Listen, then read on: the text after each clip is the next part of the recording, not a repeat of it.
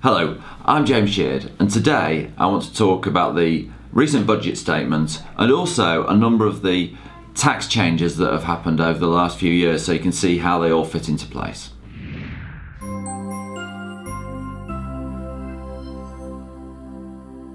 So we had the Chancellor's budget, which from a tax point of view was really thin. It was the least amount of tax changes that we've had for a long time.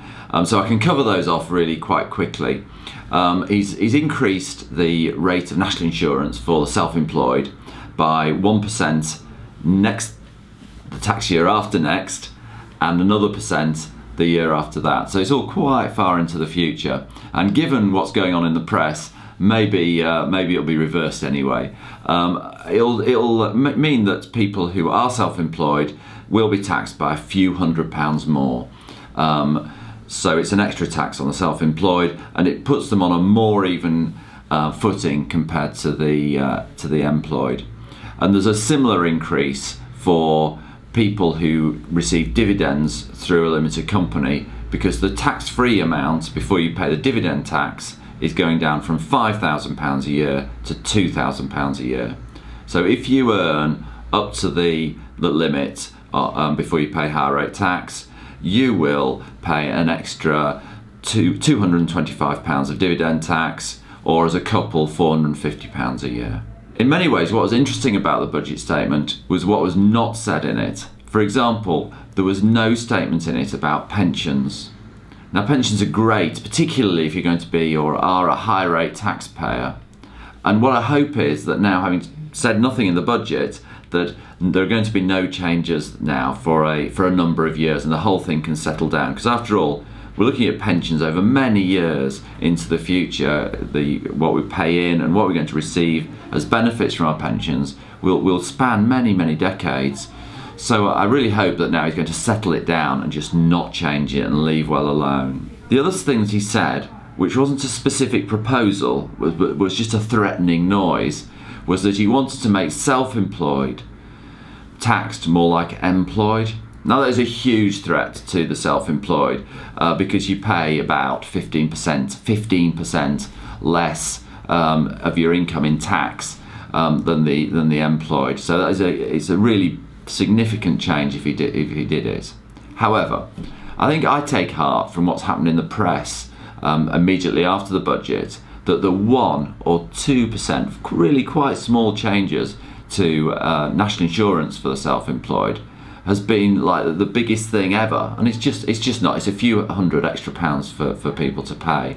Well, if that's what's happened with a 1% increase, just think what would happen if he was going to put the self-employed and employed on the same basis and increase the tax bills of the self-employed by 15%. That would be a riot. So, and I take heart from that. And I also take heart from the fact that loads of people, loads of chancellors have looked at this over many years and many times, and nobody has managed to resolve the problem of people being maybe false self-employed and comparing people who are sort of only just self-employed but really just work for somebody, and differentiation from them from genuine businesses. They haven't been able to do that, and I think that they'll really struggle this time. So I'm not going to get too frightened and upset about that. But there are some tax changes I think that are probably worth just reminding ourselves about. I've got a list here. This is the increases in tax, and then on here I've got the deductions. So you can see that there are more increases on the way,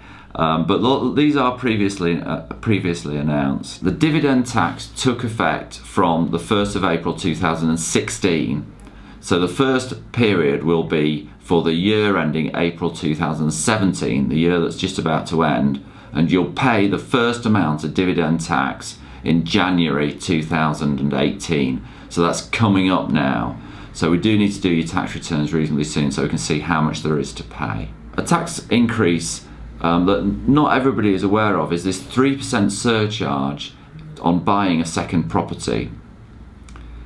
Now, that's intended for buy-to-lets. So if you buy a buy-to-let, you pay a 3% surcharge on your on your stamp duty.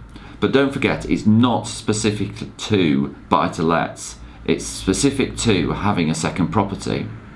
So if you've inherited a part share in a second property, if you happen to own a very small cottage somewhere, if you have any buy-to-lets, then you will pay the 3% surcharge on your stamp duty on the purchase price of your new house, even if it is your principal house. So if you have one buy-to-let or one share in a property somewhere else, you will pay that 3% surcharge on your main property, and it's worth just remembering that if you're thinking of moving. Another change that's taking place from April 2017 is that the interest on buy-to-lets is not going to be fully allowable against tax, and that gets phased out over 4 years from April 2017. So the first tax you'll pay on that is the year ending 2018, payable in January 2019. So it's just starting to take effect. And one of the things that can do is push you into a higher rate tax bracket, and it can mean that you won't get child allowance. So it's one to be careful of if you're a buy-to-let landlord with significant amounts of interest that you're paying. As you're probably aware, flat rate VAT is changing. So if you don't have a significant amount of goods that you buy, then your flat rate VAT percentage will go up to 16.5%, and that for a lot of people that'll cost them £2,000 or £3,000 a year. One final one is that for contractors, so if you're a contractor and you're under direct supervision and control of the person that you work for, then you can only claim expenses as if you're an employee. And that one took effect from April 2016, so it's already in existence. So the first year that it'll affect is the year that ends in April 2017, but it's already in effect. But those are the tax increases.